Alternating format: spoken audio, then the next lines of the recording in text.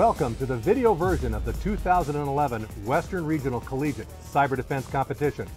We'll give you an inside look at cyber defense competitions, including perspectives from the red team of security professionals and a blue team of student defenders.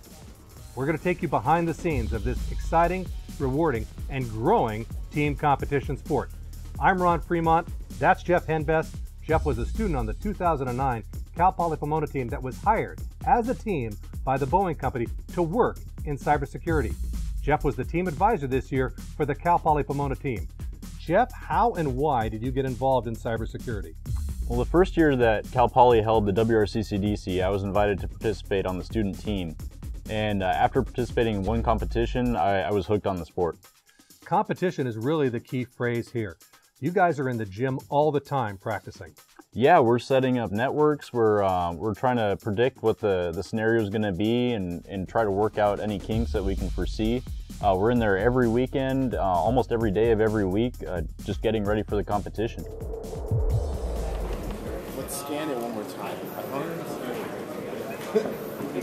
I've done a lot of scans just to see if we can put something on. Not a bad idea. Yeah, seriously. If there's a time to run scans, It's today.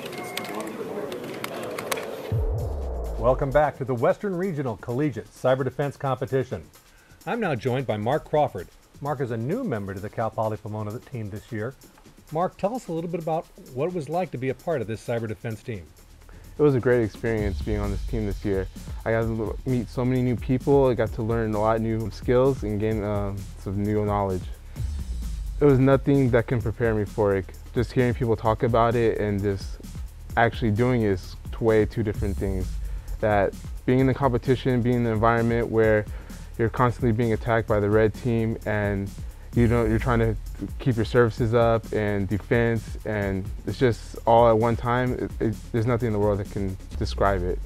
I understand this sport is growing at the high school level as well. Do you wish you had that opportunity when you were in high school? Oh, I would have loved to have this opportunity in high school, to be able to work in a team and get to know each other and learn like a wonderful new outlook on how people are defending their networks, defending their systems, and keeping everything just working perfectly. It would have been awesome in high school. Thank you, Mark.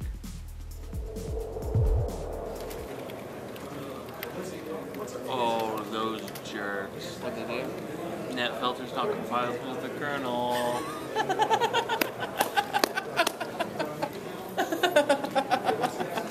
Awesome. They think they're cute, but I'm smarter than them. How did we build this kernel? Welcome back to the 2011 Western Regional Collegiate Cyber Defense Competition. I'm now joined by Marcus Hildum, another new member of the Cal Poly Pomona team. Marcus, tell us a little bit about your competition experience this year. Well, what happens is you go in there to an environment that's warm, some of your stuff is up, some of your stuff is down, and it's potentially compromised already. So you have to go in, secure things, set things up, bring things back up, and make sure everything's working. Now, you use the word warm. What does that mean?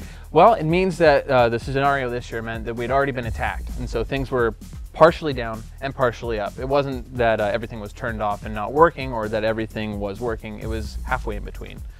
This is really a part of the educational model here at Cal Poly Pomona. Explain a little bit about that. Well, Cal Poly Pomona is polytechnic. That's the poly in Cal Poly Pomona. That means learn by doing, and that's what this is. It's a simulated environment of a network infrastructure, and that's what we're doing. We're working on that environment live. It's not theory, it's practice. And our graduates are literally hitting the ground running. They can enter industry and make an immediate impact. Absolutely. I know several people that have been in CCDC that work in industry now.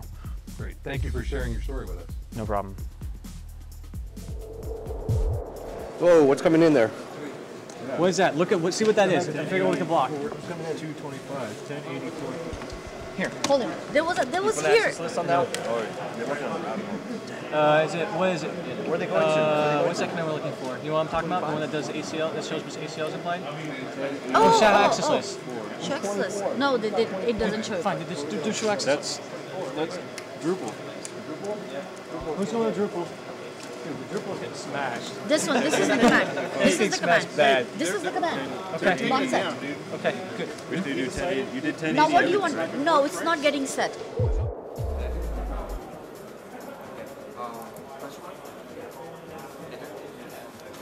Which box is this one? This is W. Adding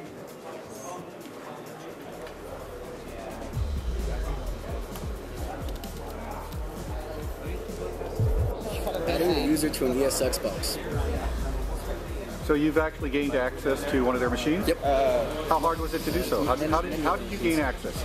Well, unfortunately, they weren't paying attention to the virtualized infrastructure, so they weren't able to get in there to change the default passwords fast enough, and we were able to brute force a password into it. How did you find a computer with a default password?